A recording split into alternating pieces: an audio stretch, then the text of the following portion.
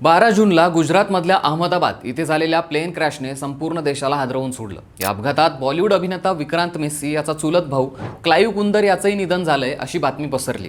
आपल्या इन्स्टा अकाउंटवरनं विक्रांतने मृतांना श्रद्धांजली वाहिली होती। तसंच त्याच्या काकाच्या मुलाच्या निधनाची माहितीही दिली होती। एक भावनिक पोस्ट लिहित त्याने दुःख व्यक्त केलं होतं। तो म्हणाला, आज अहमदाबादमध्ये झालेल्या दुःखद अपघातात प्राण गमावलेल्यांच्या कुटुंबियांसाठी आणि प्रियजनांसाठी माझा जीव तुटतोय।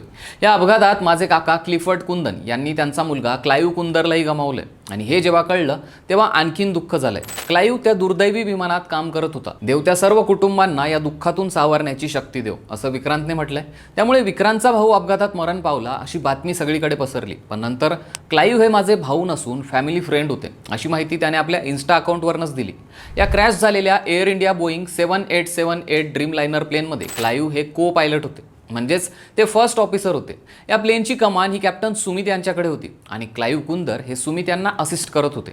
क्लाइव्ह यांना सुमारे 1100 तासांचा उड्डाणाचा अनुभव होता।